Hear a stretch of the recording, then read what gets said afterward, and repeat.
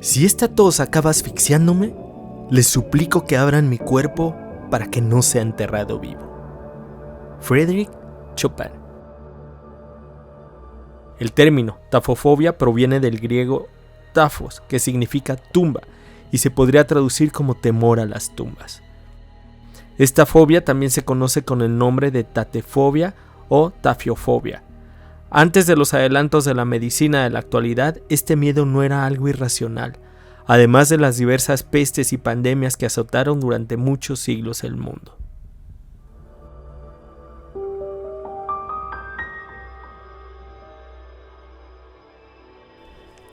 La remota posibilidad de ser enterrado con vida ha acechado a la humanidad desde tiempos remotos. Se recopilan historias de personas cuyos cuerpos descompuestos, una vez exhumados, eran encontrados en posturas que mostraban que habían sufrido terror. Miradas de pánico, expresiones de desesperación buscando aire, cabellos arrancados, miembros dislocados y uñas arrancadas al intentar arañar para escapar del entierro. Aparecieron mitos y leyendas que surgen del miedo a la muerte, a ser enterrado vivo. Historias que derivan incluso en la creencia del vampirismo, quienes la gente pensaba que volvían de sus tumbas después de ser enterradas vivas. Entidades entre dos planos, la vida y la muerte. Desde la época romana, para corroborar la muerte de un individuo se comprobaba la ausencia de los latidos del corazón y la falta de aire, siempre pensando que era un fenómeno oscuro y sobrenatural ante la incapacidad de comprenderlo. La semejanza con el sueño a partir de distintas investigaciones hizo que aún se generara mayor incertidumbre sobre el significado de la muerte que a la actualidad no ha podido resolverse. El médico belga Andrés Vesalio, en su tratado sobre la estructura del cuerpo humano, que hablaba de anatomía, relataba la historia de una joven que después de haber sido declarada muerta por la autopsia, tras una extraña enfermedad, su corazón seguía latiendo.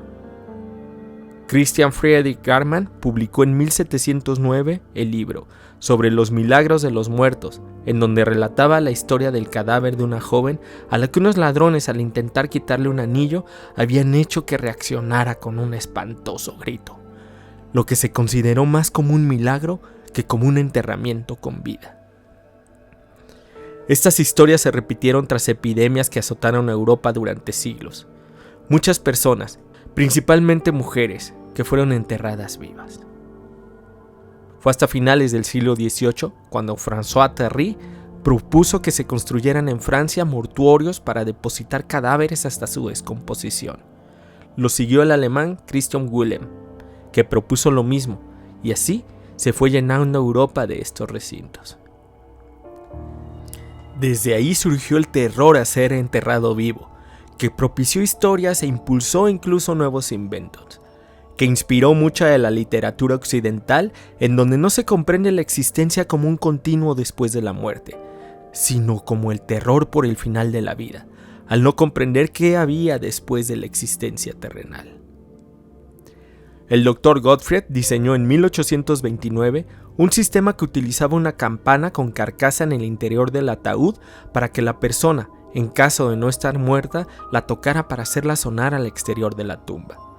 Se ponían cuerdas en manos, cabeza y pies, que llegarían directamente a la campana, protegida con una carcasa para que no pudiese entrar agua o insectos dentro. Si sonaba, tenía un tubo con fuelle que rápidamente funcionaría como bomba de aire para poder dar oxígeno al interior hasta que éste fuese excavado. Esta idea fue replicada en diversas partes del mundo en el siglo XIX. Sin embargo, el sistema no resultaba siempre eficaz, por lo que Franz Beste patentó en 1868 un sistema que además incluía una escalera y una cuerda para que la persona pudiera salir por sí mismo. Siguió el pánico y diversos inventos para poder alertar al exterior. Ventanas de diversas formas, campanas, cuerdas, escaleras, diversos sistemas de alerta, ventilación de emergencia, banderas, etc. Incluso, todavía hasta el siglo pasado, se integraron tapas de apertura fácil por si el enterrado estaba agotado. Sistemas más sofisticados que continuaron utilizándose incluso hasta la década de los 70. En la actualidad, todavía encontramos novedosos ataúdes en los que seguramente habrá sistemas de emergencia. Los temores a los que emergen de las tumbas siguen siendo atractivas. La muerte aún provoca miedo real y no ha cambiado desde el inicio de los tiempos, pues continúa en el eterno acecho a cada minuto. La palabra catalepsia, del griego catalepsis, significa sorpresa, derivado de catalambano, me apodero, ataco.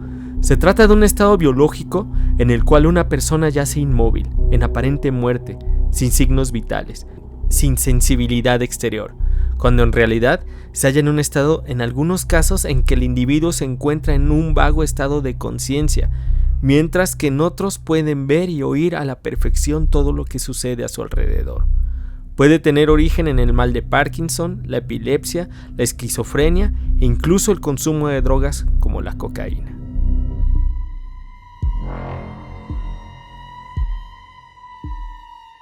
Se dice que el músico polaco Frédéric Chopin obligó a su familia a extraerle el corazón una vez muerto para que no lo sepultaran aún con vida.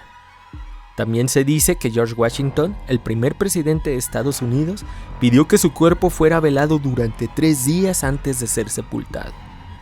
El escritor danés Hans Christian Andersen pidió incluso que una vez muerto le abrieran las venas antes de ser sepultado.